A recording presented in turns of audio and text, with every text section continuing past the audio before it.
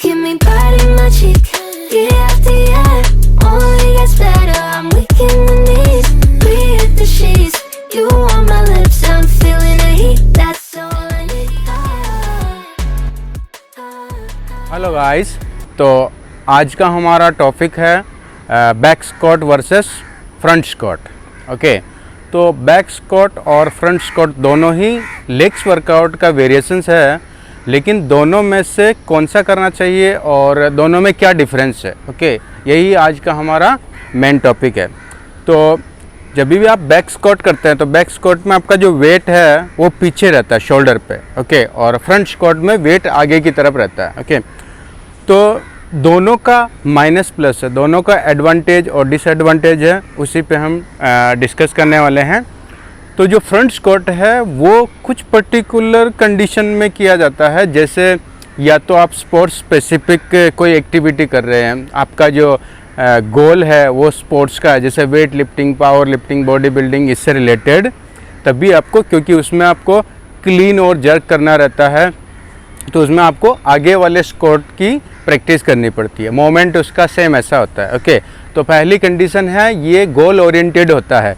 अगर आप स्पोर्ट्स या किसी एक्टिविटी में तो ही आप ये करेंगे, अदरवाइज बैक स्क्वाट में आपको ज़्यादा बेनिफिट रहता है, क्योंकि आप ज़्यादा पाउंडेज लिफ्ट कर सकते हैं। तो पहला रीजन हो गया है आपका फ्रंट स्क्वाट का कि आपका स्पोर्ट्स स्पेसिफिक गोल है, या फिर दूसरा रीजन है जैसे कोई स्पेशली फॉर फीमेल की, अगर वो प्रेग्नेंट लेडी है या उसको आगे जाके ये करना है, प्रेगनेंसी से रिलेटेड उनको प्रोग्राम करना है, तो क्या होता है कि जब आप आगे वाला स्क्वाट करते हैं तो सारा वेट आगे की तरफ रहता है। ओके, तो उसके लास्ट ट्रिमेस्टर में जो लोअर बैक में पेन का जो कंप्लेन होता है तो उससे रिलेटेड, तो अगर आप शुरू से ही फ्रंट स्क्वाट का प्रैक्टिस करेंगे तो उससे क्या होगा, आपका लोअर बैक ज़्यादा स्ट्रांग हो जाएगा। तो ऐसी सिचुएशन में जब भी आपका वो लास्ट ट्रिमेस्टर आएगा तो उसमें आपको बहुत ज़्यादा लोअर बैक की कंप्लेन नहीं होएगी, क्योंकि आपका लोअर बैक ऑलरेडी इतना स्ट्रांग हो चुका होगा कि, क्योंकि सेम उसमें भी क्या होता है, आपका आगे की तरफ ज़्यादा वेट रहता है, तो आपका जो बेस ऑफ सपोर्ट है, सेंटर ऑफ ग्रेविटी, वहाँ से अगर आपका आगे के पोर्शन में ज़्यादा वेट रहेगा तो लोअर बैक इसलिए ज़्यादा पेन करता है। लेकिन अगर आप शुरू से फ्रंट स्क्वाट का प्रैक्टिस करेंगे तो ये उसमें काफ़ी हेल्प करता है। ओके, तो दूसरा रीज़न है फीमेल के लिए कि अगर वो प्रेगनेंसी के टाइम पे उनको ये इस बैक से रिलेटेड इशू से बचना है, पेन ना हो अननेसेसरी, तो उनको ज़्यादा डोमिनेंट रखना चाहिए अपने लेग्स के वर्कआउट शेड्यूल में फ्रंट स्क्वाट को।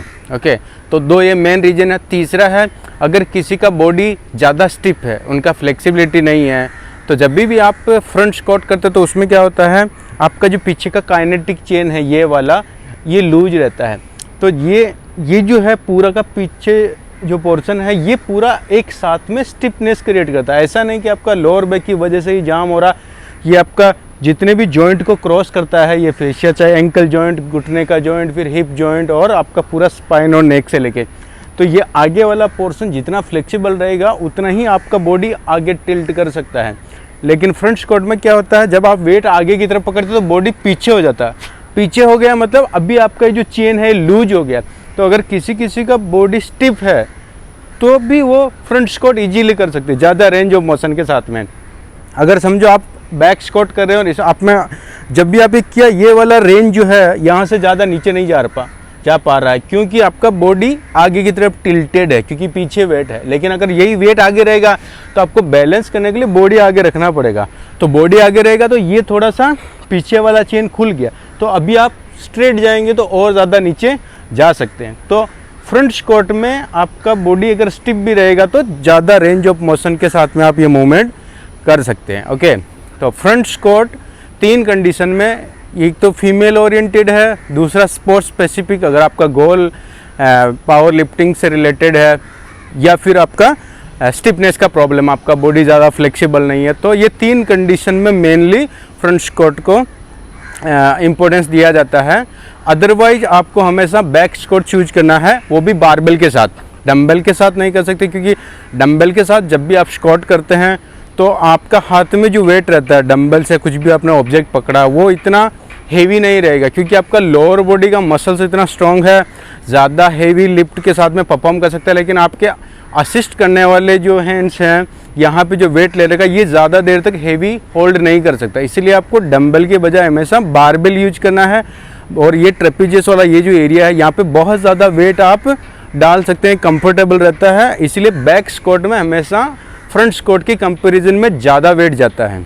तो आपको नॉर्मली मसल गेन करने के लिए, फैट लॉस के लिए बैक स्क्वाट चूज करना है। ये फंक्शनल मूवमेंट भी होता है, जब भी आप डेली रूटीन में बैठते हैं ऐसा कुछ करते हैं तो आपका जो एंगल है वो प्रॉपर बैक स्क्वाट का ही एंगल होता है, ऐसा बॉडी टिल्ट रहता है और ऐसा वेट। लेकिन आप कभी भी हेवी वेट ऐसा लेके ऐसा स्ट्रेट करके डेली रूटीन में नहीं यूज करते हैं। तो ये इतना फंक्शनल मूवमेंट होता है बैक स्क्वाट वाला। तो आपको अगर बैक स्क्वाट या फ्रंट स्क्वाट दोनों में से एक चूज करना है तो आपको ये 2-3 चीज़ें देखनी कि आपका एक्चुअल में गोल क्या है। अदरवाइज आप अगर ऐसे रैंडमली आप अपना शेड्यूल बना रहे तो उसमें आप अल्टरनेट कर सकते हैं या इसको एक वेरिएशन ले सकते हैं। पहले आप बैक स्क्वाट कंप्लीट कर लीजिए, फिर उसके बाद में आप चाहें तो हर एक सेशन में या फिर अल्टरनेट सेशन में एक बार फ्रंट स्क्वाट का एक वेरिएशन ऐड कर सकते हैं।